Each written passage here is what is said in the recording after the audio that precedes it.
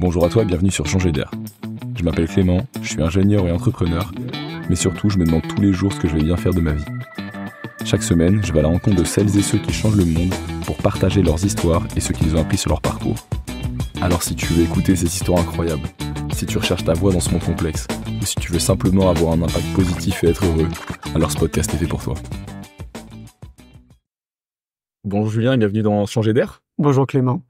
Comme je te disais, je t'ai découvert en écoutant ton TED Talk. Oui. Et tout ce que tu disais a beaucoup résonné avec moi, avec toutes les questions que je me pose.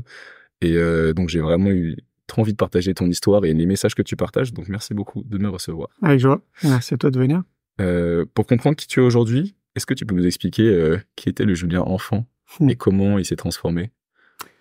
Eh ben, je suis un enfant, et je le suis toujours d'ailleurs, dyslexique et dysorthographique. Il y a pas si longtemps, on m'a dit que j'étais HPE et HPI aussi. Donc, ce qu'il faut comprendre, c'est que mon parcours scolaire a été un peu atypique, du coup. Je suis né en 78, pour se replonger dans le contexte. Donc, moi, ce que je pense, c'est qu'à l'époque, les enseignants, les professionnels de l'éducation n'étaient pas briefés, pas accompagnés, pas formés pour justement accompagner les enfants dits un peu atypiques. Donc, en gros, ça c'est... j'essayais de faire du mieux que je pouvais, comme tout le monde. Je faisais beaucoup d'efforts, en tout cas, c'est l'impression que ça me donnait. Mais pour autant, j'avais des notes catastrophiques, vraiment catastrophiques, et je pèse mes mots. Et en fait, c'est assez déstabilisant parce que sur une classe, donc nous à l'époque, peut-être qu'on était une vingtaine dans la classe, où parfois il y avait même des étrangers qui étaient là. En fait, la plupart avaient des super bonnes notes. Et moi, j'avais tout le temps des très mauvaises notes. Et tu sais, tu as toujours un peu ce prof ou cet enseignant qui fait toujours une blague, qui fait rire tout le monde quand il te rend ta copie. Ça n'a toujours pas bougé, Julien. Voilà, par exemple. Ouais. Et donc ça t'aide pas quand toi, déjà, en fait, tu te sens déjà mais vraiment plus que nul, où tu as l'impression que tu sers à rien, en fait. Enfin, tu es vraiment un cancre, quoi, en gros. Donc ça t'enfonce encore un peu plus. Donc ce qui veut dire que j'ai perdu confiance en moi hyper tôt. Et la chance, je pense, que j'ai eue, mais sans m'en apercevoir, c'est que j'ai transformé cette différence et que je suis devenu le clown dans la classe. Et je crois quasiment, peut-être, je sais pas, mais en tout cas, jusqu'au bac, j'étais le gars qui faisait rire tout le monde. Et donc, du coup, j'allais à l'école plutôt pour me marrer et rencontrer mes potes et passer du moment, plutôt que pour les cours, parce que vraiment, je crois que les enseignants avaient beaucoup de mal à retenir mon attention, quoi. Tu sais, moi, j'étais le gars qui était au fond de la classe, à côté du radiateur et qui regardait par la fenêtre, ou qui lançait des petites boulettes aux potes, ou qui était en train de gribouiller des trucs. À l'époque, je faisais des graphes. Enfin, bref, j'étais vraiment pas du tout là, quoi. C'était très compliqué. Okay. Donc, c'est pour ça que j'ai de la chance, parce que finalement, je me suis quand même bien marré. Parce que je sais que pour beaucoup d'enfants dits différents, tu sais, les hypersensibles, les TDAH, etc., c'est pas facile, vraiment. C'est quelque chose qui te poursuit après en tant qu'adulte. Donc, moi, ça me poursuit, bien évidemment, parce que je fais encore beaucoup de fautes d'orthographe, de grammaire. Et pourtant, j'écris des livres, tu vois. Donc, comme quoi, tout est possible. Mais c'est pas confortable. On peut pas considérer que ce soit quelque chose de confortable dans ma vie de tous les jours. Okay. Donc, j'étais cet enfant-là. Et puis, en parallèle de ça, j'ai découvert, grâce à mon frère, vers l'âge de 12 ans, le Kung Fu. Mon petit frère. Mon grand frère, qui a 5 ans de plus que moi. J'ai fait du Kung Fu, en fait, pendant 14 ans. Et ça m'a amené à être champion de France en 99. Et donc là, je me suis retrouvé avec un adulte, du coup, qui me tirait vers le haut, qui avait confiance en moi et qui me montrait que, en gros, je pouvais être bon dans quelque chose. Et là, de la valeur au-delà de tes notes. Exactement. Ouais. Et donc ça, c'est venu compenser justement le manque de confiance que j'avais à l'école. Et donc du coup, je me suis retrouvé à avoir beaucoup plus de confiance. Et ça a eu un impact même à un autre niveau, parce que du coup, quand tu perds confiance en toi, tu deviens aussi un peu l'élève, tu sais, qu'on va harceler, qu'on va embêter. Ouais. Parce que j'imagine que j'avais une posture aussi, tu sais, du gars en fait que tu as envie d'embêter, quoi, en gros. Et en faisant du kung-fu, finalement, je me suis aperçu avec les années que j'avais repris une posture, tu sais, beaucoup plus droite, beaucoup plus confiante. Peut-être mon regard aussi était différent, mon attitude peut-être était différente. La réaction. Ouais, exactement. J'ai lu un truc sur ça, sur les bullies, qui explique, sur le fait que l'enfant qui est le plus à même de se faire bully, c'est celui qui réagit énormément. Ok. Alors donc j'imagine quand tu fais du kung-fu, on t'apprend à réagir justement à ce qui se passe. Exactement. Ouais, c'est ça. C'est ça, ouais. Et donc je pense que ça a, clairement eu un effet là-dessus, parce que quasiment du jour au lendemain, je le mets entre guillemets, je me suis plus fait embêter, quoi. Okay. Donc le kung-fu m'a bien aidé. Et puis après, j'ai eu un un gros déclic qui est un peu plus jeune, vers l'âge de 10 ans, où je suis parti aux États-Unis. Ah, c'était à 10 ans? Ouais, à 10 ans, c'était assez dingue, quoi. Et j'étais dans une famille d'accueil dans le Wisconsin, à Milwaukee précisément. Donc on était toute une classe, tu sais, à partir, c'était un programme scolaire. Et ça a changé ma vie radicalement parce que, en fait, je me suis aperçu que j'étais hyper à l'aise comme ça à l'autre bout du monde. Je me rappelle avoir écrit un courrier, tu sais, à mes parents en disant que je voulais pas rentrer tellement je kiffais l'expérience, en fait. Ok. J'avais vraiment l'impression de plus apprendre dans cette expérience que je vivais que à l'école, quoi, sur les bancs de l'école. Et donc voilà, quand je suis rentré, j'ai expliqué ça à mes parents. Ouais. Avec du recul, t'es capable de... Enfin, pourquoi est-ce qu'aux États-Unis, tu te sentais mieux qu'en France? Enfin, c'était quoi la différence? Je crois que c'était pas une question de pays, je crois que c'était une question d'expérience. Ok. C'était vraiment, tu sais, on apprend mais 100 fois plus par l'expérience Ah, c'est vrai. que justement, comme on le disait en off, de manière intellectuelle, à se faire rentrer des savoirs, etc. Ouais. Quand tu vis en fait une expérience, donc physiquement, pour le coup, a priori, et c'est ce que démontrent les recherches, on apprend beaucoup plus. Ok. Et donc moi, j'étais plongé dans cette expérience en réalité. Donc j'apprenais énormément de choses sur place, Ouais. de la langue, de la culture. On allait en plus à l'école aussi américaine. Enfin, c'était une espèce de vivier d'apprentissage, mais dans la joie, dans la bonne humeur, tu vois, dans l'expérience de vie, quoi, que je pourrais appeler l'école de la vie en fait quelque part, quoi. Et donc moi, quand je suis rentré, j'ai dit à mes parents que j'avais envie de voyager. Et j'étais gamin, quoi. Donc on m'a dit, bah écoute, l'argent tombe pas des fenêtres. Nous, on veut bien que tu voyages, mais t'es encore un peu jeune. Et nous, on était gardiens d'immeubles. Ok. Avenue Montaigne, qui est pas n'importe quelle avenue, quoi. Et de gens très riches. Des millionnaires, ouais, dans notre immeuble. Et donc, du coup, je les ai aidés, tu sais, à distribuer le courrier, à faire le ménage, etc. Et donc, j'ai mis des étrennes de côté. Et puis, à l'âge de 18 ans, après, je suis parti, j'ai fait mon premier voyage solo. Et c'est à partir de là, depuis maintenant, j'arrête pas de voyager parce que je trouve que c'est une vraie ouverture sur le monde, une ouverture sur soi, une ouverture sur les autres, sur tout, en fait, quoi. C'est une autre école de la vie, finalement, le voyage, quoi. Et ça fait partie intégrante de ma vie maintenant, quoi. Il y a 6 mois de l'année où je suis tout le temps en baroud quelque part. Ah ouais, dans c'est le monde, énorme. quoi. Ouais. Et quand tu dis que tu baroudes, t'arrives avec ton sac à dos et tu découvres le monde? Ouais, peu importe. Alors, j'aime beaucoup la randonnée, là, ces dernières années. Donc, je fais beaucoup de rando. Donc, je suis très souvent plutôt en pleine nature parce que la nature vraiment me reconnecte et me fait vraiment beaucoup de bien. Donc, je suis en mode bivouac, tu sais. Là, par exemple, je reviens de 3 semaines sur le chemin de Stevenson, qui est une très, très belle randonnée, très sympa. Pas Compostelle, c'est pas pareil? C'est pas pareil. Il y a Compostelle et le chemin de Stevenson. Là, en fait, c'est un chemin qui part du Puy-en-Velay qui va jusqu'à Alès. Ok, wow. Ça fait 275 km. Il y a à peu près 12 000 mètres de dénivelé.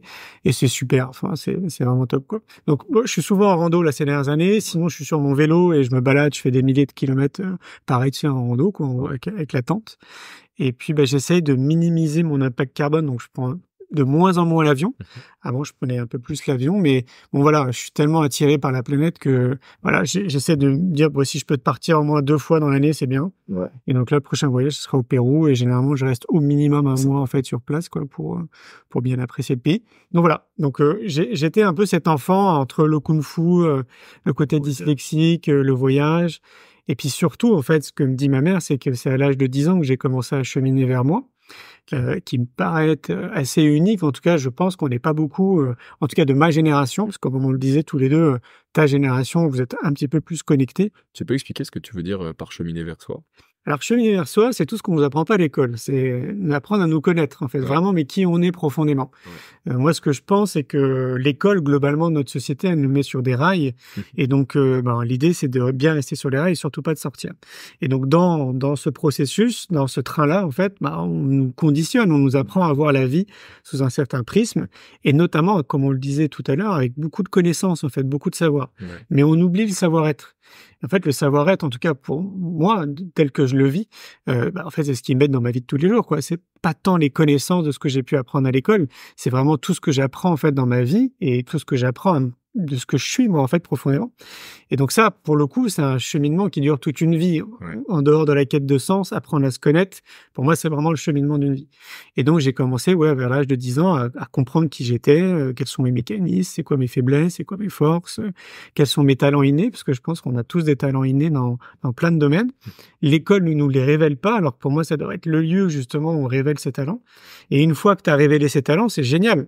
Parce qu'une fois que tu les connais vraiment bien, en fait, tu te dis comment tu peux les mettre à contribution pour les autres. En fait, pour l'humanité, pour la société, comment tu peux te rendre utile, quoi. Et c'est là où tu vois qu'on est tous complémentaires, et c'est ça qui est magique. Donc voilà. Donc moi, j'ai commencé ce chemin très tôt. Tu te rappelles, c'est peut-être tôt, 10 ans, mais tu te rappelles ce moment où tu t'as débuté ce chemin?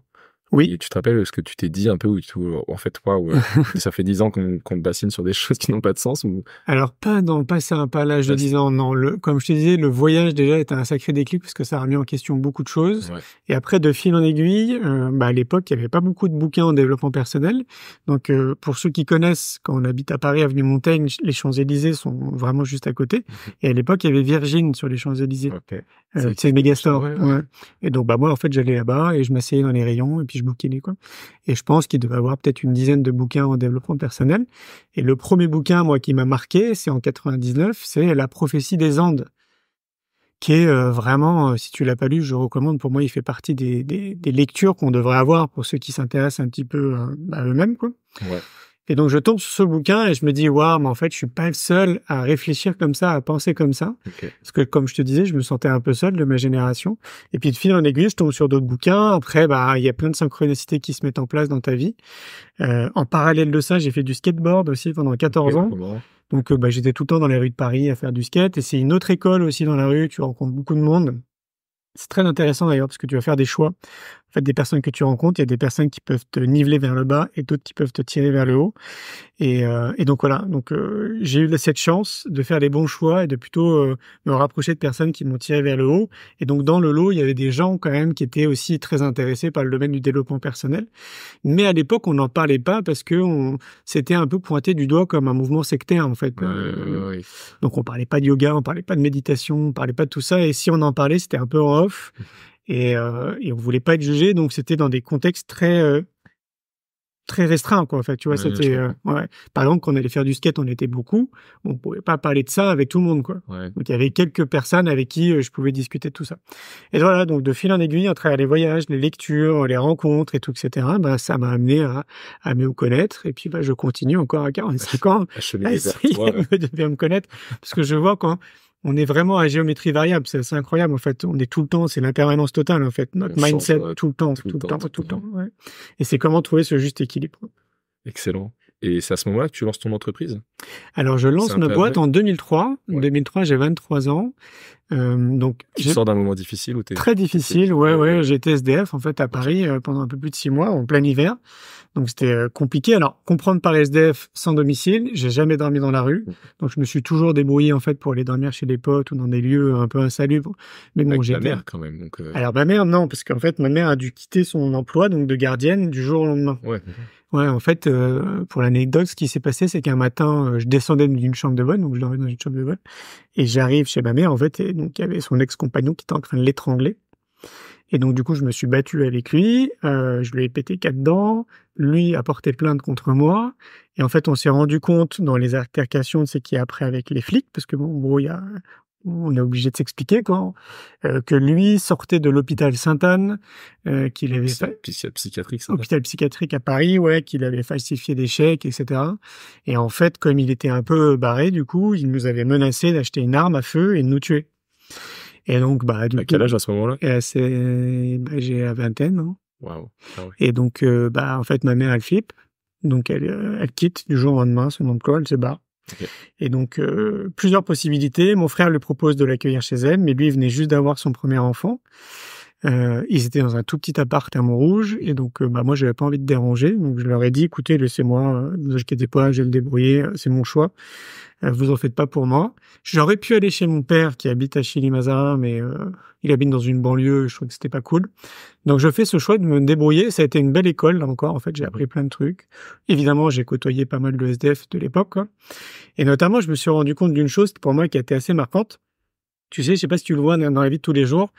Parfois, quand tu regardes quelqu'un dans les yeux, par exemple, là, tu vois, t'as les yeux qui brillent. Ouais. Et donc, moi, je trouve qu'il y a beaucoup de personnes qui ont perdu cette lumière dans les yeux. On est d'accord? Ouais. Tout à fait. Tu vois un peu ces gens-là? Ouais. Et ceux que j'ai côtoyés à l'époque, ils avaient plus cette lumière. Okay. Donc en fait, c'est comme si tout était éteint, qu'il n'y avait pas de solution, que vraiment c'était le noir complet, quoi. Ouais, ils sont dans un tunnel. Ouais, dans un tunnel qui est très très négatif. Et donc moi, ce que j'ai découvert de moi que je ne soupçonnais pas à ce point-là, en fait, c'est que je suis quelqu'un de très optimiste et positif.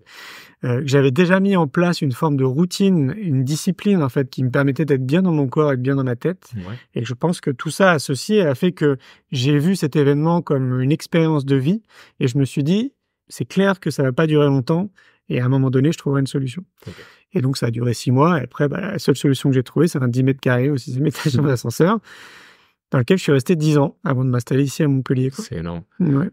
J'ai 2 questions qui me sautent. La première, c'est comment, d'où tu tires cette confiance à la fois en toi et en la vie? Ouais. Parce que tu te retrouves à ce moment-là à la rue, bon, comme tu dis, Ouais. sans dormir dans la rue, mais comment est-ce que tu dis, en fait, non, je suis très optimiste, d'où tu tires cette confiance en toi Ouais. et en la vie? Ouais, en plus, c'était assez badant parce que c'est à ce moment-là aussi, je me suis rendu compte des potes. Ouais. Tu fais, alors je sais pas si c'est le cas pour toi, mais à Paris, en tout cas, moi, dans ce que j'ai vécu, j'avais plein de potes. Ouais. Ouais, plein de potes. Vraiment dans des univers très différents. C'était super intéressant, mais vraiment, on va dire, beaucoup, beaucoup de potes. Et quand tu te retrouves vraiment dans la merde, tu vois, en fait, vraiment qui est là. Et je peux te dire qu'il en restait pas beaucoup, hein. Il en restait 2, quoi. Wow. Tu vois? Donc ça, déjà, en fait, tu vis une expérience qui est compliquée et tu te reprends une autre claque dans la tête par rapport à l'amitié, en fait, tu sais, la confiance, tout, etc. Et donc ça m'a brisé le cœur, en fait. Je me suis dit: «Merde, putain, mais en fait, on peut pas compter sur les gens, quoi». Bon, bref, en tout cas, ça m'a forgé, ça m'a appris, du coup, à faire de discernement après dans ma vie de tous les jours au niveau de l'amitié et des rencontres. Okay. Et comment j'ai fait? Je te dis, c'est ce que j'explique dans mon premier livre. J'avais une discipline de vie qui est toujours, en fait, active dans ma vie d'aujourd'hui. C'est un peu comme tu te brosses les dents et que tu prends une douche, par exemple. Tu réfléchis pas, c'est habituel, c'est comme ça. Moi, j'ai mis en place des habitudes au niveau de mon alimentation, du sommeil, du sport, de la relaxation. C'est ta routine, alors? Alors, ma routine, c'est... Est-ce qu'elle ou à quel niveau elle a évolué? Je suis intéressé par voir ce que tu as pu faire au début et ce que tu as pu changer. Elle n'a pas tant évolué, en fait. Ce qui a évolué, c'est plutôt l'environnement dans lequel je me trouve. Okay. Ouais. Alors, en gros, ma routine, c'est que moi, je suis réveillé très tôt. Donc, je suis réveillé vers 5h30, 6h. J'ai appris plus tard, d'ailleurs, qu'il y avait un bouquin, si ça t'intéresse, qui s'appelle le Miracle Morning, qui parle justement de l'idée de se réveiller à 5h30 parce que ça nous laisse une plage de temps, du coup, le matin pour prendre soin de nous, notamment. En tout cas, l'idée motrice, c'est quand même avant tout ça. Donc, moi, je suis réveillé tôt. Donc, par exemple, ici à Montpellier, je te dis que l'environnement change, c'est qu'ici à Montpellier, du coup, je prends mon vélo, je fais 40 minutes de vélo, je vais à Carnon, donc c'est Carnon plage, quoi, c'est la playa. Et donc là, je vais assister au lever du soleil, je fais mes exercices de yoga, méditation, je me baigne. Ça me prend à peu près 1 heure, quoi. Et après, je jardine. Moi, j'appelle ça jardiner. Je n'aime pas le mot travail, parce que j'ai l'impression d'être un jardinier qui sème des graines tout autour de moi depuis une vingtaine d'années. Mais autrement dit, je travaille. Il y a un spot qui est très sympa, en fait, un restaurant qui donne les pieds sur la plage, quoi. Et donc, je bosse face à la mer. Face à la mer. Voilà. Tu jardines face à la mer. Exactement. Donc, ici, ça, c'est ma routine, par exemple, matinale. Quand j'étais à Paris, j'allais au bois de Boulogne. Tu vois, donc je prenais pareil un Vélib, quoi. Donc j'allais au bois de Boulogne, je faisais mes exercices de méditation, tout, etc. Lever du soleil, la même chose. Donc ça, c'est l'environnement. Après, par la suite, dans la journée, moi, je m'impose de terminer de travailler à 4h30 de l'après-midi, parce que j'ai envie que le reste de l'après-midi me soit consacré. Donc là, ici, je retourne à la plage. Donc je refais du vélo, je retourne à la plage. Et à Paris, je retournais au bois de Boulogne et j'allais méditer auprès d'un arbre. Ok, excellent. Ça, c'est ma routine, on va dire, pour me réveiller, pour être bien, en fait, dans mon mindset. C'est ton brossage de dents spirituel. Exactement, c'est ça. Et en fait, dans ma routine globale, il y a mon sommeil. Donc, je fais très attention à mon sommeil. C'est-à-dire que je me couche tôt, globalement. 22h, normalement, je dors. Je sais que j'ai besoin entre 6 et 7 heures de sommeil. Donc, je vais me réveiller naturellement. Donc, je n'ai pas de réveil. Wow. J'ai ouais, ça c'est génial. Franchement, ça a changé ma vie. C'est quasiment le jour où j'ai commencé à créer ma boîte. Okay. Ouais, j'ai découvert ça et je me suis dit, waouh, quel luxe, c'est trop bien, quoi. Donc voilà, maintenant c'est appliqué. Tout le monde peut le faire. En fait, il suffit juste de comprendre notre mécanique, notre horloge biologique. Peut-être que toi, tu as besoin de 8 heures de sommeil, par exemple, et tu te cales en fonction de ça. Au bout de 8 heures, si tu as besoin de 8 heures, au bout de 8 heures, ton corps il se réveille naturellement. Mon alimentation est primordiale dans ma vie, donc je passe beaucoup de temps à cuisiner des plats qui sont jolis. Quand on dit jolis, donc c'est de les colorer. Je prends du temps à faire en sorte que ces plats-là m'apportent de l'énergie et de la vitalité. Donc ce qui veut dire que j'ai complètement changé mon alimentation telle qu'on l'avait appris. Là encore, c'est quelque chose qu'on peut nous apprendre dès les bancs de l'école. Et ça, c'est tout un processus, c'est très long, et lent aussi quelque part, mais ça évolue aussi. Autant, tu vois, la connaissance de soi, elle évolue avec le temps, autant l'alimentation, elle évolue aussi, parce que notre corps aussi évolue. Ouais, donc il faut tout le temps être à l'écoute.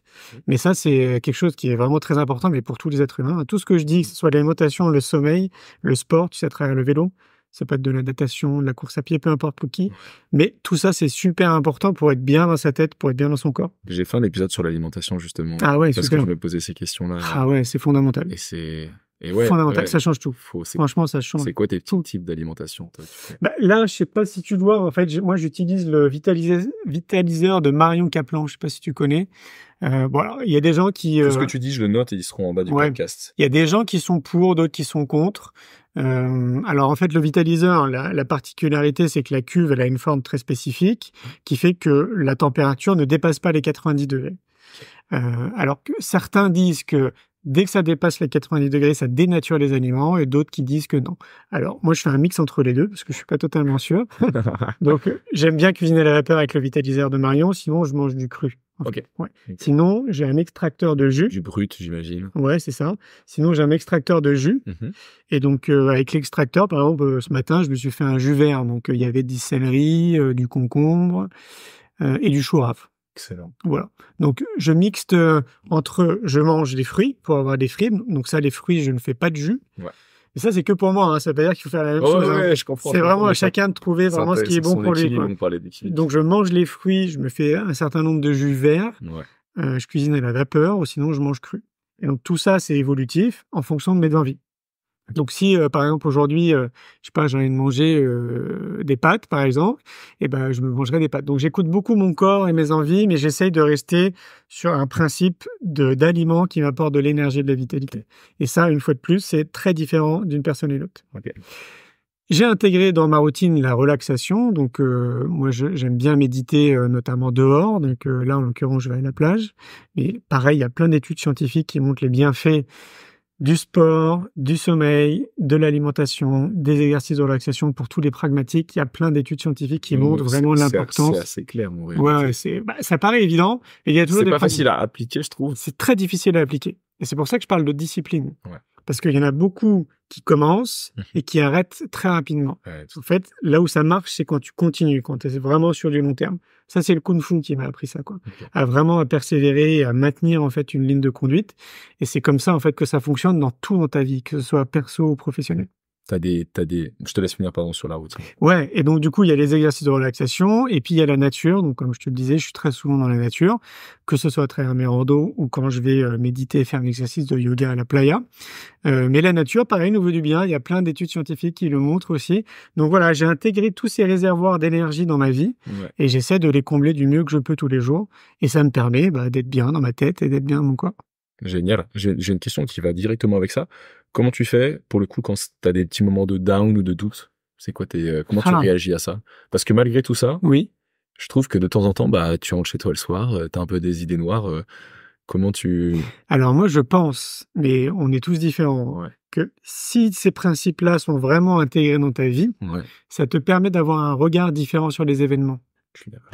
Et donc, on revient à la discipline. C'est que, je me répète, si c'est vraiment intégré dans ta vie, je t'assure que ton regard sur les événements, il est complètement différent. Okay. Parce que déjà, à la base, en fait, ton corps, il est bien. Tu lui apportes l'énergie qu'il lui faut, la vitalité qu'il lui faut, tout ce qu'il lui faut, en fait, pour qu'il soit bien. Donc, il y a très peu de toxines. Ouais. Et en même temps, ton esprit aussi va bien parce que les deux sont intimement liés. Dans les études qui ont été faites, notamment, là, dernièrement, on a montré qu'il y avait un lien entre ce qu'on mange et ce qu'on pense. Ouais, ok. Donc, en fait, tout est vraiment interconnecté. Donc, c'est pour ça que je me répète, mais la discipline, c'est le maître mot. Si tout est intégré et tout est fait avec discipline, au même titre que tu te brosses les dents, je t'assure que, normalement, et même les événements qui t'arrivent, qui soient négatifs, tu les vois vraiment, tu les perçois très bien. Tu les vois justement, en plus. Tu ne dis pas, c'est pas toi qui es là. Toi, tu recules. En fait, tu es détaché. Donc, tu les vois, tu sais les observer. Et après, tu sais comment rebondir, en fait, sur l'événement. Et si c'est pas lié à toi, la guerre, le réchauffement climatique, t'apprends encore une... Ça n'impacte pas. Ça n'impacte pas. Non. Tu vois juste, tu dis, c'est comme ça. Et... c'est-à-dire qu'en fait, je n'ai pas d'impact là-dessus. Okay. Donc en fait, tous ceux où je n'ai pas d'impact dessus, c'est-à-dire en gros tout ce qu'on nous montre à l'atelier et tout ce qu'on entend à la radio, non pas que je me sens pas concerné, mais pour pas que ça m'affecte, je me dis moi, de toute façon, je n'ai pas d'impact là-dessus. Okay. Comment moi, par contre, je peux avoir un impact positif sur la société, comment moi, à mon niveau, je peux le faire pour un peu contrebalancer, tu vois, ce truc-là. Et c'est ça en fait qui m'alimente depuis 20 ans, c'est que je me sens utile. Je vois que toute l'énergie que je mets déjà à m'occuper de moi et à le transmettre autour de moi, est bénéfique. Donc c'est ma façon à moi, si tu veux, de me sentir utile, quoi. La guerre, non, moi, à mon niveau, je peux pas faire grand-chose, quoi. Ok. Ouais. Tu peux limite accepter de la tristesse si tu. Oui, bien sûr, c'est une émotion, il faut l'accepter. Mais bien sûr. Mais tu t'attardes pas là-dessus. Okay. Ouais. Okay. Tu t'attardes plutôt sur ce que toi tu peux faire en fait, de proactif et de positif pour changer en fait parce que moi, ce dont je crois, c'est à notre responsabilité citoyenne. Donc, notre responsabilité citoyenne, c'est de prendre soin de nous en priorité. Et une fois qu'on a mis en place tout ça dans notre vie, et je dis pas que c'est simple, hein, c'est un idéal. Hein. Après, on peut passer à la suite. C'est comment après je peux me rendre utile en fait pour les autres. J'ai trouvé tout ce qui était bon pour moi. Ça y est, c'est intégré dans la vie. Comment là maintenant je peux passer à l'action et aider en fait mon prochain, quoi, quelque part. Et c'est ça qui est génial. Et moi, je prends ça. Je me dis que si chacun fait ça, mais en fait, c'est comme ça qu'on change le monde. Ouais, c'est la phrase de Gandhi, quoi. C'est change-toi toi-même. Et non, soit le changement que tu vois dans le monde. C'est ça. Et c'est pour ça que je mets beaucoup d'énergie dans l'éducation, parce que je me dis qu'on peut apporter ça le plus tôt possible aux enfants. Et donc, je crois qu'on fait un super cadeau après à l'humanité. Enfin, il faut surtout pas attendre justement des autres que notre société elle change. C'est vraiment, ça passera uniquement pas que uniquement, mais on est beaucoup plus nombreux que les industriels, on est beaucoup plus nombreux que les politiques, que les gouvernements, tout, etc., que les États, les rois, les reines, tout ce que tu veux.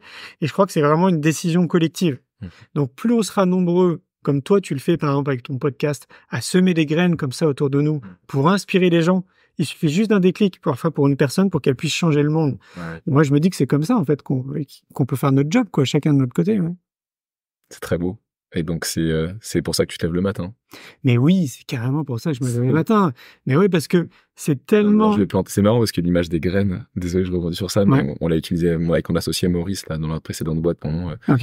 tout à chaque fois, on disait, j'ai planté une graine, j'ai planté une graine. Mais c'est exactement ça. C'était égoïste parce qu'on parlait de notre boîte, mais en effet... c'est totalement ça. Plante des graines. Mais oui, et il faut pas sous-estimer une graine qui a été semée. Vraiment, parce que moi, là, avec 21 ans de recul, le développement de mes entreprises, je vois, en fait, que vraiment, ça marche, quoi. C'est ça qui est génial.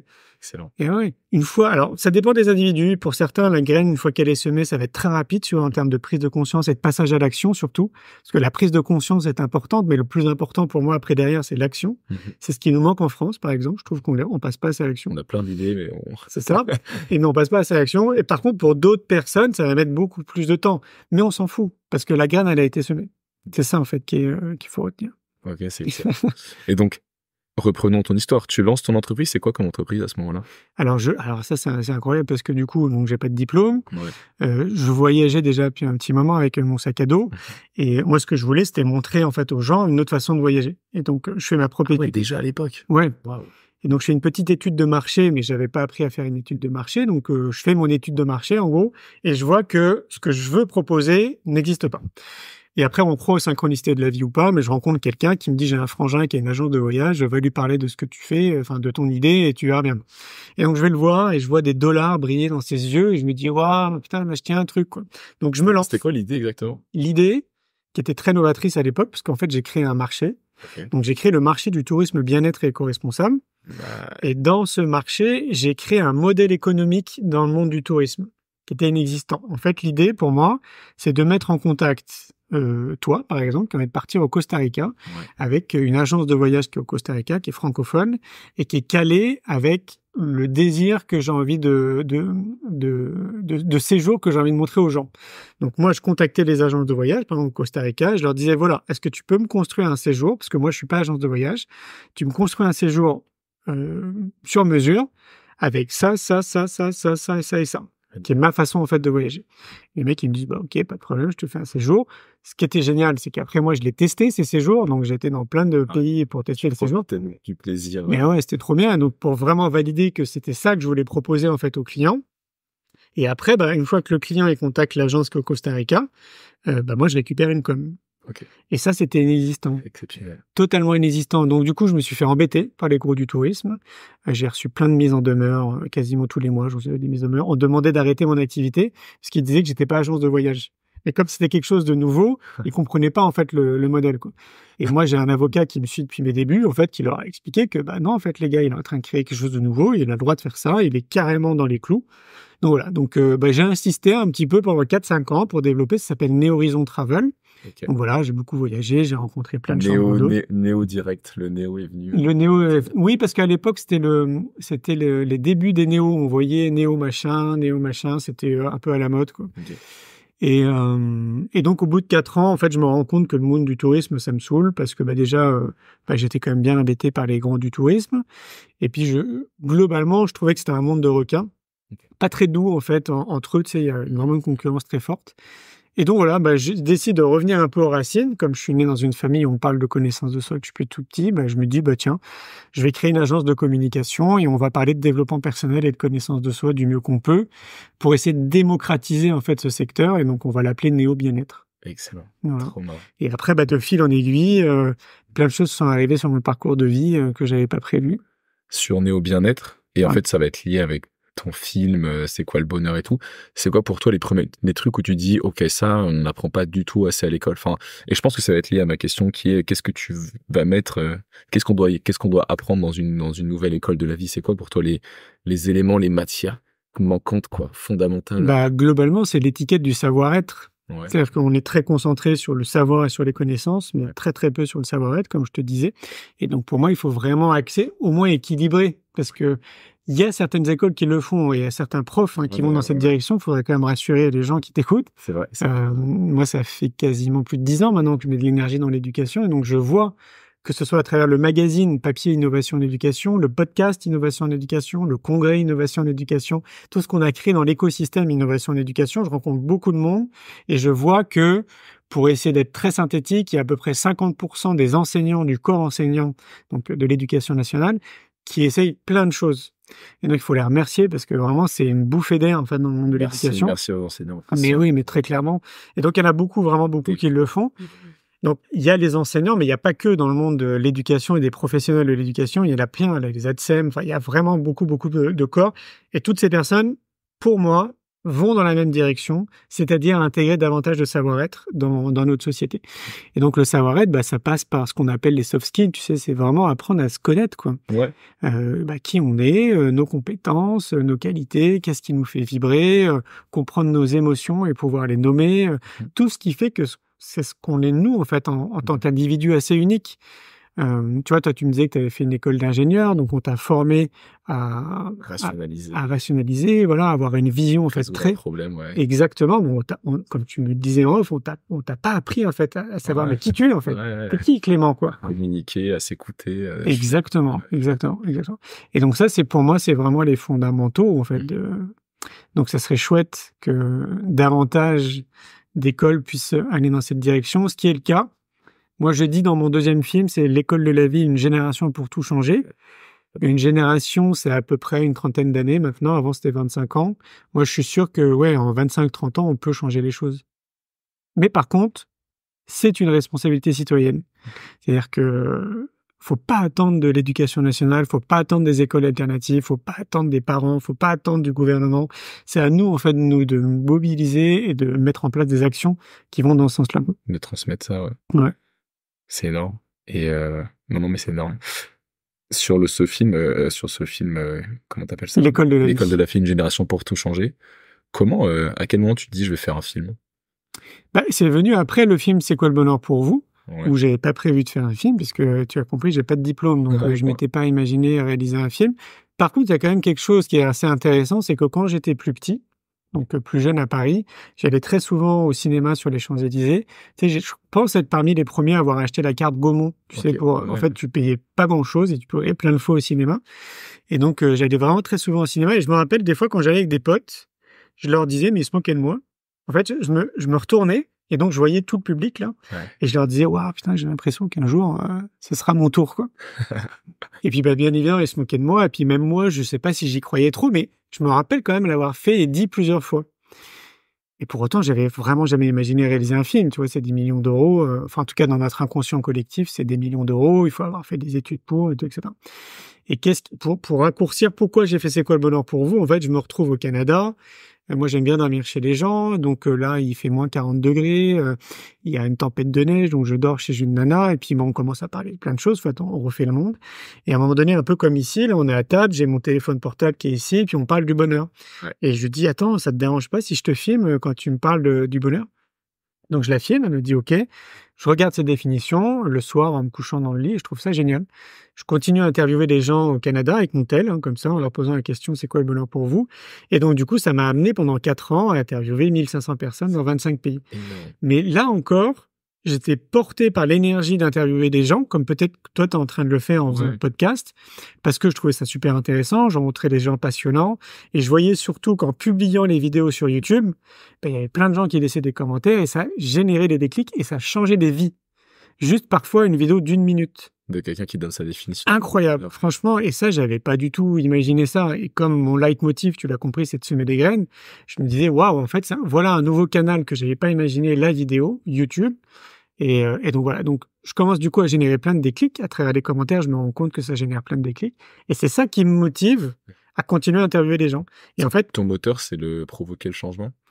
Enfin, c'est pas tant provoquer le changement, mais c'est de me dire qu'à n'importe quel moment de notre vie, demain, par exemple, je sais pas, ce soir, tu prends le train, tu vas y avoir quelqu'un à côté de toi, tu vas discuter avec cette personne, et potentiellement, en fait, cette conversation peut changer ta vie. Ouais, De ce qu'elle va dire, de ce que vous allez vous dire. Peut-être que toi, tu vas changer sa vie aussi. Et moi, c'est plus ça. En fait, je crois à cette interaction qu'on a tous les uns les autres. Mon mindset, tel que je le vois, en fait, notre planète, c'est un peu spirituel, hein, mais je sens qu'on est tous connectés, les uns les autres, tous les êtres vivants. Moi, j'ai l'impression de voir des fils. Donc, il y a comme un fil, en fait, qui nous relie les uns aux autres. Ce fil, pour moi, c'est purement et que de l'amour. Et donc, je me dis à chaque fois que si moi, je prends soin de moi, en fait, je prends soin de toi. Si toi, tu fais l'inverse aussi, etc., etc. Et donc, c'est pour ça que je crois qu'il y a vraiment quelque chose de très collectif et de très connecté les uns avec les autres. Donc, oui, moi, en fait, ce qui me motivait, c'était... Oui, alors, je voyais qu'il y avait des générations qu'il y avait plein de déclics, c'était génial, mais c'était plus de participer à une réflexion qui me semblait être hyper importante. Ouais. C'est quoi le bonheur pour vous? Ça me paraît être une réflexion vraiment très importante. Et donc, voilà. Et donc, au bout de 4 ans, je me retrouve avec 300 heures de rush. Et je sais pas quoi en faire, et je me dis, qu'est-ce que je vais faire de ça? Et je me dis spontanément, tiens, je vais en faire un film. Et voilà, et de fil en aiguille, je vais rencontrer quelqu'un qui va m'aider à faire le film, qui s'appelle Laurent Queyrat, et on va faire une maquette de l'affiche. Et là, je vais publier, en fait, cette affiche sur les réseaux sociaux. Et voilà, je crois en 2 mois, on reçoit 60 demandes par jour de gens qui voulaient organiser les projections du film. Wow. Et donc, je me fais embarquer pendant 1 an dans 400 salles de ciné, toutes remplies. On remplit même 2 fois, donc à 2 reprises, on a rempli l'entièreté des salles des cinémas. Donc ça représente vraiment beaucoup de personnes, parce qu'il n'y avait pas assez de place. Donc on a rempli toutes les salles pour projeter en fait le film C'est quoi le bonheur pour vous. Enfin, j'invite les gens qui écoutent à se mettre à ma place. Moi, je me considère vraiment comme quelqu'un de lambda. Donc c'est pas mon métier de faire un film. Puis d'un coup, en fait, ton film est projeté en fait au cinéma. Donc même encore à l'heure d'aujourd'hui, quand je le vois au ciné, parce que je continue, on m'invite encore pour faire des débats. Je trouve ça génial, en fait, de voir son film au ciné. Et puis surtout, en fait, les salles qui sont bondées, les gens qui kiffent ton film, tu sens aussi que ça leur fait un bien fou. Et que c'est générateur de déclics. Enfin, franchement, c'est une expérience qui est fou. Enfin, qui est folle, pardon. Ouais. Et donc, du coup, suite à cette expérience que je suis en train de vivre, où je me rends compte qu'un film peut être tellement impactant en termes de messages que tu as envie de véhiculer, et que moi, dans ma tête, l'éducation, pour moi, c'est fondamental. En parallèle de ce que je vis à faire des ciné un peu partout en France et dans le monde, je commence à réaliser le film L'école de la vie. Nouveau projet. Exactement, parce que je me dis, là, il faut que je surfe en fait là-dessus. L'éducation, c'est primordial. Il faut faire un film autour de ça. Et attends, je peux te poser une question sur L'école de la vie. Ouais. C'est quoi ta réponse aujourd'hui à c'est quoi le bonheur pour toi? Je donne ma définition dans le film C'est quoi le bonheur pour vous, dans le générique de fin. Mais sans le spoiler, moi, ce que je dis très souvent quand on me pose cette question, c'est qu'à l'époque, quand je suis dans ma chambre de bonne de 10 mètres carrés, que je veux créer ma boîte, je me pose plein de questions. Et notamment, je me pose la question de c'est quoi mes besoins? J'ai besoin de quoi, moi, dans ma vie de tous les jours, en fait, pour être heureux? Et ça n'a pas trop changé, tu vois, en plus de 20 ans. Moi, j'ai besoin de rencontrer du monde, l'amour, l'amitié, de manger. T'as compris, je suis quelqu'un d'épicurien, donc l'alimentation est assez importante, d'être dans la nature, de voyager, de rencontrer d'autres cultures, de me confronter, en fait, à d'autres personnes, tu vois, qui voient les choses de manière très différente. C'est assez simple, finalement. Et le bonheur, c'est un peu répondre à ses besoins, en fait. Exactement. C'est ça, ouais. Et j'ai une deuxième question. Le sous-titre de ton film, c'est quoi le bonheur pour vous? C'est 7 milliards de devenus 7 milliards de définitions. Oui. Moi, j'avais une vision pas opposée, parce que je suis d'accord qu'on a tous des utilités. Je porte un peu cette vision d'en fait, on a tous profondément les mêmes envies. Tu vois, on a tous cette envie, tu viens de dire, d'amour, de paix, de connexion. Oui. Est-ce que t'es d'accord avec ça ou t'es plutôt d'accord? Alors, je suis plutôt d'accord avec ça, hein. On est tous animés, en fait, globalement, par être heureux, par être bien dans notre tête, bien dans notre peau, globalement. Par contre, notre définition est très Ça va différente. changer. Ouais. C'est-à-dire que pour certains, ça va être le bien-être, pour d'autres, enfin, faut regarder le film. Le film, mais et c'est encore, dans le film, il y a quoi? Il y a à peu près 60 personnes sur 1500, tu vois, 500. c'est pas grand-chose. D'ailleurs, faut inviter les gens, en fait, l'exercice, en fait, dans la rue, hein, ou peu importe, chez vous, en famille, avec des amis, posez les questions, vous allez voir, en fait, chacun a une définition très différente de ce que c'est le bonheur. C'est Vraiment, ouais. Il y a des ponts communs, il y a des choses qui se croisent vraiment, mais on a tous notre point de vue quand même là-dessus, ouais. Ok, Ouais. merci beaucoup. Pardon, je t'ai coupé du coup sur le film éducation. Là. Ouais, bah du coup, je commence à réaliser en parallèle l'école de la vie. Et là, on rencontre avec Hermine un peu plus de 150 professionnels dans le monde de l'éducation, donc pas que des enseignants, vraiment le professionnel de l'éducation. Et donc des 150, je crois qu'on va en retirer pareil une trentaine et on va donc monter un film d'1h30. Et donc là, on essaye dans ce film-là de proposer justement une autre vision de ce que pourrait être l'éducation. On essaye d'éclairer, de montrer qu'il y a plein de choses. En gros, c'est une boîte de Pandore, quoi, le monde de l'éducation. Mais de manière très positive. C'est assez dingue tous les acteurs qui sont dans le monde de l'éducation qu'on ne soupçonne pas. C'est fou. Il y en a certains, ça fait 50 ans, 60 ans qu'ils ils ont donné toute leur vie, toute leur carrière à créer des outils, des nouvelles pédagogies, enfin, à aider les enseignants, à aider les parents. Pourquoi on n'est pas au courant? Parce que le mainstream, en fait, ne parle pas de tout ça. Ouais. On est très, très peu au courant de ce qui se passe, tout simplement. Même l'éducation nationale est assez limitée, en fait, en termes de communication auprès du corps enseignant. Et donc, voilà, nous, on a créé Innovation en éducation, donc l'écosystème Innovation en éducation pour ça, en fait, en se disant que si nous, à notre niveau, donc... un peu le lobby de l'innovation en éducation. Ouais, en fait... Le lobby de façon positive. Pas le lobby. Non, notre idée, c'est vraiment d'éclairer, en fait. C'est de montrer qu'il y a des solutions, c'est de montrer qu'il y a beaucoup de professionnels, qu'il se passe énormément de choses dans le monde de l'éducation et que si, par exemple, quelqu'un qui va lire notre magazine Innovation en éducation et se dit après derrière, ah ouais, mais je soupçonnais pas ça, et qui fait ses propres recherches, là, il va comprendre comme nous, en fait, qu'il va ouvrir une boîte qui est gigantesque. Donc, on est plutôt là pour éclairer, pour semer les graines, en fait, tout simplement. Ouais. Ok. Et, excuse-moi, j'essaie de bien formuler ma question. Non, en fait, pourquoi est-ce que du coup ça atteint pas plus? Enfin, comme tu dis, s'il y a des gens qui ont passé 50 ans à développer les nouveaux outils, pourquoi est-ce que ça change pas plus? Pourquoi est-ce que dans l'éducation nationale, il n'y a pas quelqu'un qui dit mais ça devrait être intégré dans tous les programmes? C'est quoi le frein à ça? J'ai pas la réponse à ça parce que moi-même je me questionne aussi par rapport à ça. Ouais, complètement. Et donc j'ai pas vraiment de formulation constructive, mais plutôt un point de vue peut-être personnel. Ouais. Moi, j'ai l'impression que ça ne servirait pas leur intérêt. Ah. Ouais. J'ai vraiment cette impression. Je pense, mais bon, alors certains vont dire, là, on est dans le monde des complotistes. Ouais. Mais moi, je pense que c'est plus facile de maîtriser une population qui réfléchit pas trop, qui est conditionnée, qui est un peu sous forme d'hypnose, plutôt qu'une population qui est libérée, éclairée, consciente, bien dans sa peau, bien dans sa tête. C'est un peu de capitalisme, mais c'est vraiment un sommet. Ouais, c'est ça. Donc, c'est l'impression que ça me donne parce que quand tu regardes bien, en tout cas, une fois de plus, c'est de mon prisme, tu sens que tout est interconnecté. L'agroalimentaire, la pharmacopée, l'éducation nationale, les hôpitaux, enfin, tout est vraiment interconnecté. C'est une espèce de grande machine. Ça peut paraître assez dingue quand on s'en aperçoit. En tout cas, moi, c'est comme ça que je perçois les choses. Et donc, je vois pas vraiment quel serait l'intérêt d'avoir des gens d'un coup qui réfléchissent et qui ne sont plus des gentils consommateurs, quoi. Ouais. Donc, on s'appelle la société de consommation, quoi. Ouais. Et de façon quasiment positive. Hein. Ouais, c'est ça. C'est trop c'est ça. Mais personne. Et comme 80% des gens sont un peu là-dedans, quoi, en gros, hein, moi-même j'en ai fait partie, hein, jusqu'au jour où justement on se déclic, quoi.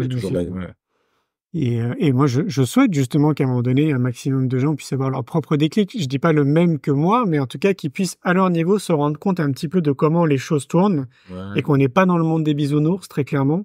On n'est pas face à une société qui nous veut du bien, vraiment. On est manipulé aussi. Ça faut être conscient que. Il y a une forme de manipulation aussi derrière. Le marketing, c'est la plus. On parle de neuromarketing maintenant, donc ils savent très bien en fait comment nous manipuler. Notre téléphone est le premier outil où on est manipulé. Les réseaux sociaux, je t'en parle pas. Internet, encore plus. La télévision, tu mets ton cerveau sur off quand tu regardes la télé. Enfin, tous ces mécanismes, finalement, on les connaît. Alors peut-être que ça peut faire peur à des gens. Il y en a, tu sais, qui font comme le singe. Là, ils se cachent les yeux, les oreilles, ils veulent pas savoir. Et je peux comprendre parce que ça peut être flippant. Moi, je pense qu'il vaut mieux être au courant. Il vaut mieux comprendre en fait les mécanismes et après te dire comment moi maintenant je peux m'adapter à ce truc-là pour pas que ça m'atteint trop et comment moi du coup je peux participer de manière positive à changer le game quoi, sans être David contre Goliath, tu vois. Ouais, je comprends. Comment toi Enfin, tu vas sûrement me répondre un peu comme tout à l'heure, hygiène de vie, mais comment t'arrives à être pas trop accro à ton téléphone, à pas trop être à réagir face à ce qui se passe sur les réseaux sociaux, et pourtant à être présent dessus, tu vois, comment tu gères ça? Alors ça, c'est le côté très délicat, parce que moi, mon activité, je pense avoir été un peu pionnier à l'époque. Quand j'ai créé mon activité, ce que je me suis dit, c'est comment je peux assouvir donc mes besoins, et notamment le voyage. Tu as compris, je voyage quand même très souvent, tout en participant à quelque chose de positif dans notre société. Et donc, Internet venait d'arriver. Donc, moi, mon activité, elle est autour d'Internet. Donc, le côté cool, c'est que partout où je vais, bah, tant que j'ai de la connexion, en gros, je peux continuer à jardiner et à bosser, hein, pour ceux qui n'avaient pas compris. Donc, ça, c'est un côté pratique. Mais d'un autre côté, bah, je suis tout le temps connecté, au fait, au final. Par exemple, je te disais que j'étais parti 3 semaines sur le chemin de Stevenson. Bon, bah, sur une journée type, il y a au moins 4 heures quand même où je vais continuer, moi, à travailler, tu vois. Mais ouais.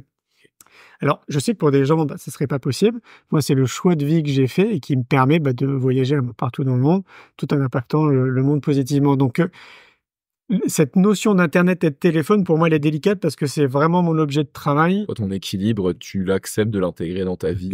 Voilà, tu utilises ça comme un exactement. Par contre, j'ai conscience que ça génère en fait en moi de l'addiction. Tu vois, j'ai vraiment conscience de ça. Donc, j'essaye du mieux que je peux de pas être trop addict, mais en même temps, c'est délicat parce que tu l'as compris, c'est mon activité pro, quoi. Donc, j'essaie de trouver le juste équilibre entre les deux, mais c'est vrai que c'est pas tout le temps évident, quoi. Disons que ma façon de voir les choses, c'est que, par exemple, quand je suis en train de randonner sur Stevenson, bah, finalement, sur une journée complète, je te dis, il y a à peu près 4 heures où, voilà, c'est ce que je me dis, ouais. Tout le reste de la journée, je suis en kiff dans la nature et je kiffe ma journée. T'arrives à te déconnecter à 100%. Ouais, voilà. Et t'as tes 4 heures où t'es dans le truc. C'est ça. Et c'est pas non plus des 4 heures forcément désagréables. Ah non, parce que j'adore ce que je fais, ouais. C'est ça, okay. Ouais. Non, par contre, là où c'est plus délicat, c'est quand je suis avec ma compagne, donc avec ma chérie, et que je sens, tu sais, que je peux être attiré pour prendre mon téléphone et regarder un petit peu ce qui se passe. Et là, nous, on a fait un contrat, en fait, ensemble, carrément, tu vois, où on s'est dit, bon, dans plein de situations de notre vie, comment on peut utiliser notre téléphone. Parce qu'elle aussi, elle a une activité sur le web. Donc, elle est aussi prédestinée à faire à peu près la même chose que moi, c'est-à-dire être tout le temps connecté, quoi.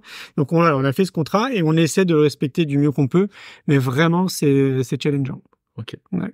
C'est rassurant de savoir que même pour toi, c'est très challengeant. Je pense que ça l'est moins quand t'as pas créé d'activité sur le web et quand t'es pas entrepreneur.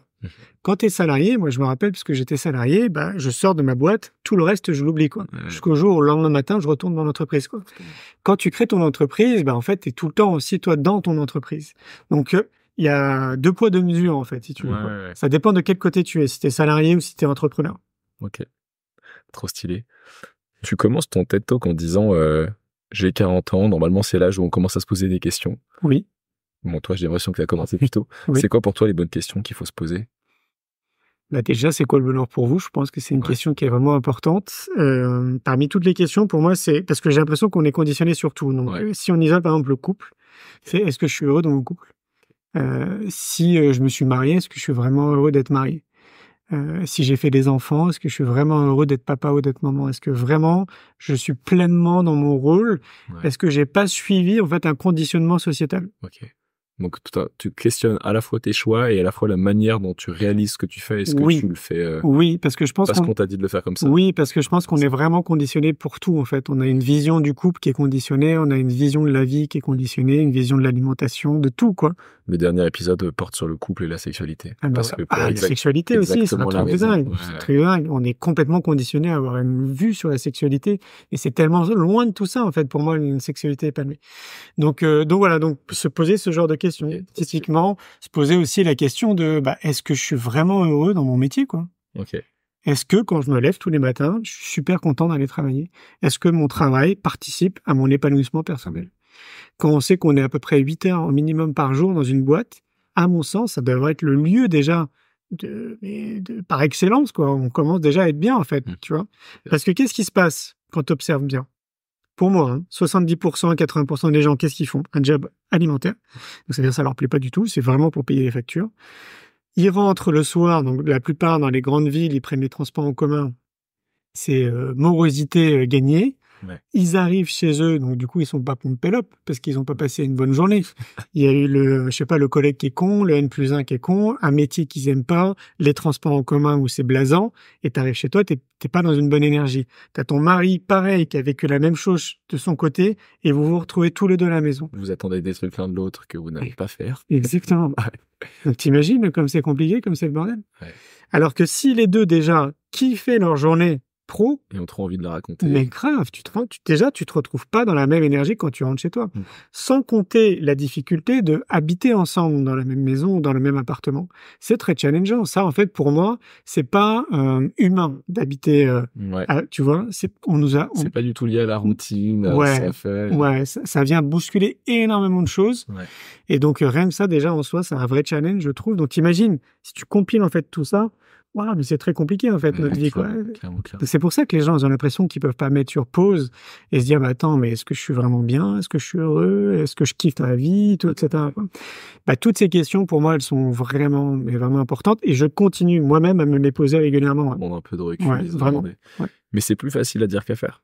Enfin. Mais bien sûr. Une fois, il y a un côté, enfin, je suis dans mon taf, c'est la sécurité, c'est prendre des risques aussi, de changer tout, bousculer. Oui, c'est ça. Ouais, mais si tu prends pas des risques, quand est-ce que tu vas prendre des risques? Quand tu seras à la retraite? Je te retrouve vieux et ouais, c'est ça, ouais. On n'a qu'une vie. Tu sais, il y a des études qui sont hyper intéressantes de personnes qui accompagnent les gens qui sont sur le point de mourir. Et on leur pose très souvent la question, si vous aviez quelque chose à dire, est-ce qu'il y a des choses que vous regrettez, tout, etc. Ouais. Et en fait, la plupart, quand même, te disent qu'ils sont passés à côté de leur vie. Tu vois?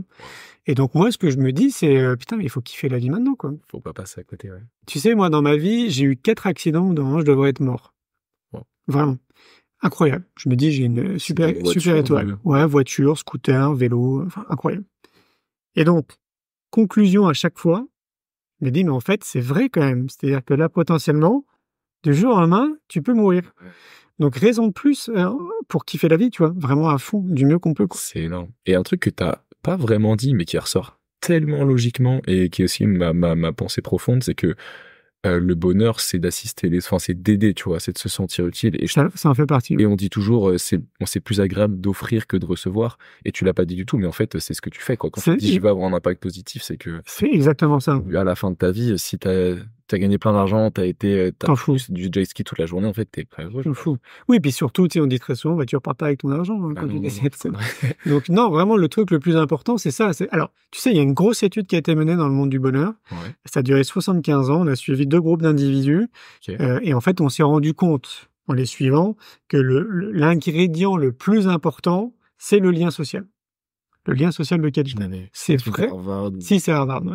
C'est vraiment le truc le plus important. Après, derrière, il y a plein d'autres paramètres, dont justement se sentir utile. Ok. C'est vraiment. Se sentir utile. Ouais, ça fait vraiment partie des paramètres hyper importants pour tout être humain normalement constitué, j'ai envie de te dire, pour tendre vers ce qu'on appelle du bonheur. Quoi. Ouais. C'est énorme. Et c'est ce que moi je ressens depuis 21 ans, c'est que je me sens utile. Et donc je me dis à chaque fois, bon voilà, en fait.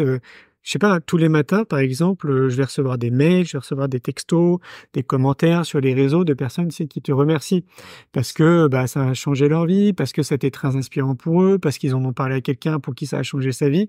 C'est là en fait où tu te sens utile. C'est un peu comme l'essence dans une voiture. Moi, c'est ce qui me motive en fait. Je me dis waouh, en fait, c'est génial de te dire que tu changes la vie positivement en fait des gens autour de toi. Quoi. C'est vrai qu'il y a pas grand chose.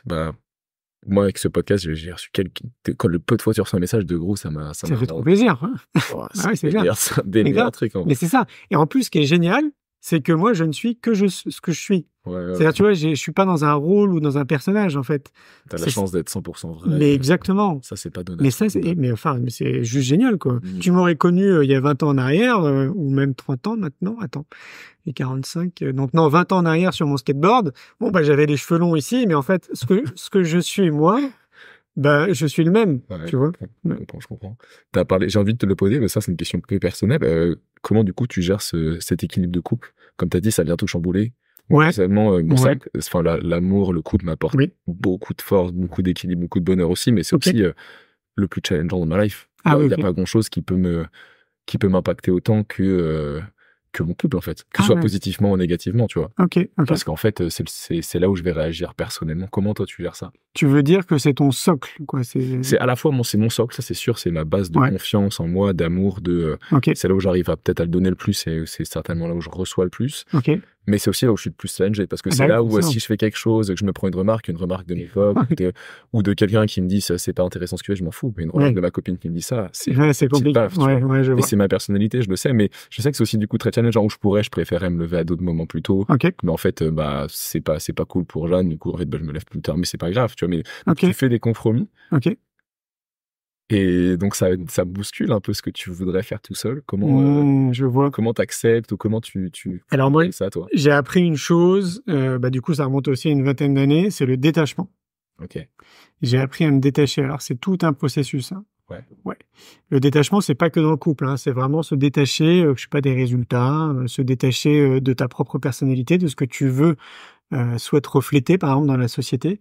C'est se détacher, enfin, tu vois, se détacher, vraiment, la notion de détachement, une fois que c'est acquis, t'as l'impression de lâcher un gros boulet, quoi. Ça apporte beaucoup de légèreté dans ta vie. Je dis pas que c'est simple, parce que même encore à l'heure d'aujourd'hui, je trouve que c'est quand même challengeant, on va dire. Mais j'ai l'impression d'avoir fait quand même le gros du job, quoi, du chemin autour de ça. Donc, moi, voilà, j'applique le détachement dans ma vie de couple. Donc, ça veut pas dire que je ne l'aime pas, ça ne veut pas dire que je n'ai pas d'émotion, ça veut pas dire que je fais pas de compromis ou quoi que ce soit. C'est juste que je pars du principe que notre relation, elle est ce qu'elle est. Je me projette pas, en fait, sur un futur. Je me dis pas, tiens, on va se marier, on va faire des enfants, on va acheter une maison et tout, etc. Carpe diem, quoi. Je vis vraiment à fond du mieux que je peux l'instant présent avec elle. L'avantage qu'on a tous les deux, c'est qu'on a des activités qui sont à peu près similaires, comme je te le disais. Donc déjà, en fait, ça matche bien, on se comprend bien là-dessus.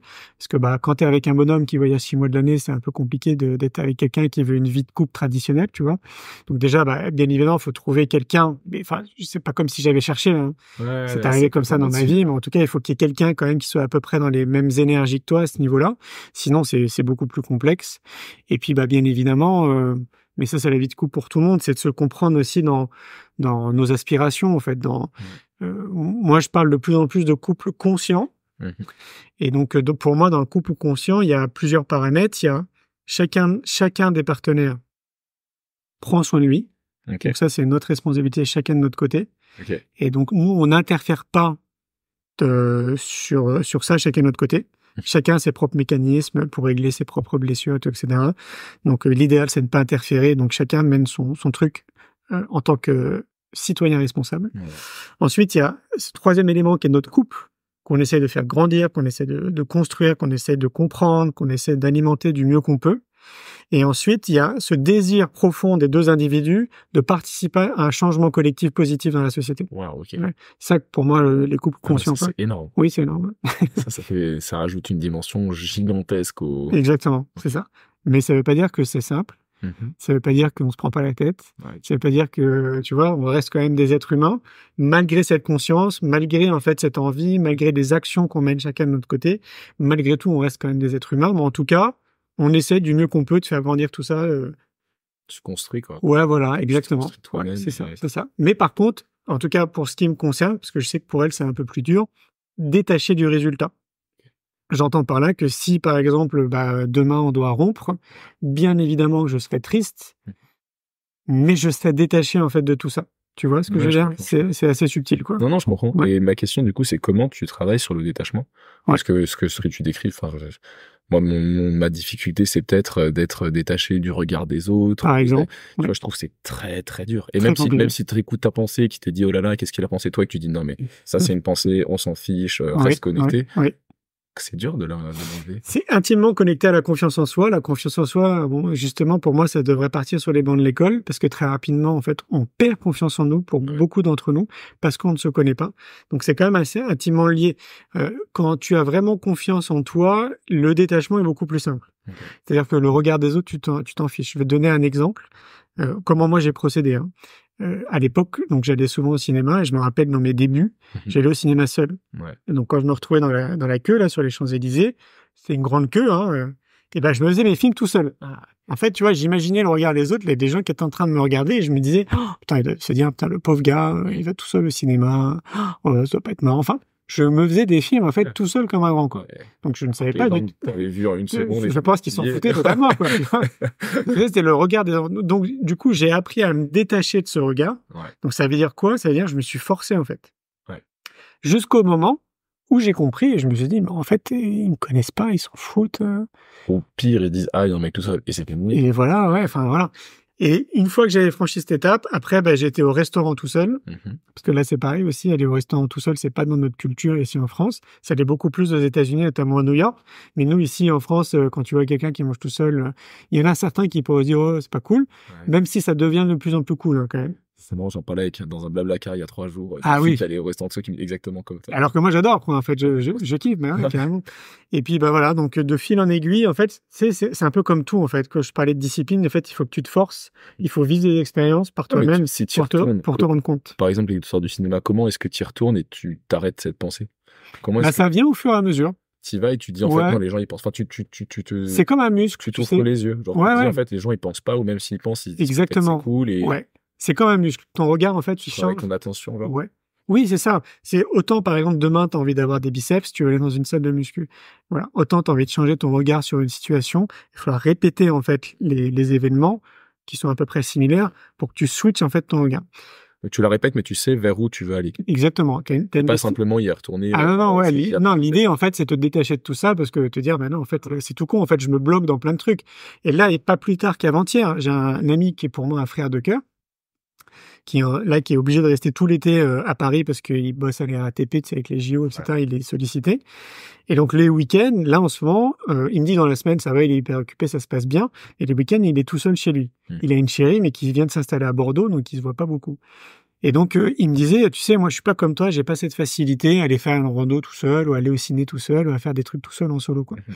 Et c'est là où, du coup, j'ai essayé du mieux que je peux de le guider, hein, parce qu'il me disait, ouais, mais toi, c'est génial, là où tu es, t'as un terrain de jeu ici à Montpellier pour aller faire des randos. Et je lui dis, mais tu plaisantes, je suis resté 34 ans à Paris, et je faisais exactement la même chose. Je lui ai dit, est-ce que tu as été voir sur Internet, est-ce que tu as tapé, en fait, randonnée, région parisienne et Île-de-France, tu vas voir, en fait, il y a des randos qui sont vraiment top. Non. Tu vois, il avait même pas eu ce réflexe. Donc, il y a vraiment tout un déconditionnement encore à opérer. Et je sais que c'est un long processus. Je sais que c'est pas évident, mais c'est accessible pour tout le monde. Ok. Ouais. Merci pour cette réponse. Ça, je l'utiliserai. Il nous reste combien de temps? Enfin, tu veux finir? Ouais, il est 4h20. Tu veux qu'on finisse dans 10 minutes? Ça ouais, ce serait bien. Ouais. Ok. J'ai 2 questions pratiques. Oui. La première, c'est quand tu as une idée, tu as l'air d'avoir beaucoup d'idées. Oui. Qu'est-ce que tu fais? Comment tu t'organises? Alors, c'est quoi pour toi une idée? Tu viens un projet? En méditant ou ailleurs, et tu te dis, en fait, si on pourrait lancer un nouveau réseau social ou un magazine, le magazine, le festival. Okay. Est-ce que tu réfléchis longuement ou est-ce que de toute façon, tu y vas, mets des objectifs, une roadmap, intuitivement? Alors, justement, c'est le mot-clé. Moi, je me considère comme un chef d'entreprise intuitif. Okay. Donc, en fait, tout ce que j'ai fait jusqu'à présent, c'est à l'écoute de mon intuition. Ouais. Voilà. Donc, alors j'allais dire, c'est pas compliqué en soi, mais en vrai, c'est comme ça que ça fonctionne. En tout cas, pour moi, comme j'ai appris à écouter mon intuition très tôt, j'essaye vraiment, pareil, comme un muscle, de la cultiver et m'amuser avec quasiment tous les jours pour être très attentif. Et donc, assez souvent, c'est quand je suis dans la nature, quand je suis en train de faire du vélo, en randonnée, je vais avoir plein d'idées, comme tu dis. Comment tu les tries, peut-être? Alors, quand j'ai des idées qui me semblent pertinentes, parce qu'il y a plein d'idées, je m'envoie un mail. Ok. Je m'envoie un mail avec l'idée, en fait, qui me semble pertinente. Énorme. Ouais. Si je sens que c'est un peu eureka, là, immédiatement, je vais contacter les gens avec qui je bosse. Okay. En tout cas, quelques-uns. On va dire mon bras droit et mon bras gauche. Même si c'est pas, tu sais, moi, je suis le seul salarié de mon entreprise. Donc, je bosse qu'avec des prestataires de services, mais j'ai des gens avec qui je bosse depuis très longtemps. Et donc, pour moi, il y a des personnes de confiance, qu'on va dire. Et donc, quand j'ai vraiment une idée où je me dis, putain, merde, j'avais pas pensé à ça, waouh, je vois les ponts, les connexions avec tout ce qu'on fait, je vais leur en parler. Bon, j'aimerais, ils vont me dire, ah, putain, c'est une super idée. Et après, en fait, on passe à l'action. Ok, c'est énorme. Tu t'as une première, entre guillemets, pas barrière, mais un premier checkpoint. Ouais, c'est ça. C'est ça. Et après, en fait, ce qui fait la grosse différence, une fois de plus en France, je trouve qu'on passe pas assez à l'action, c'est que moi, je passe assez rapidement à l'action.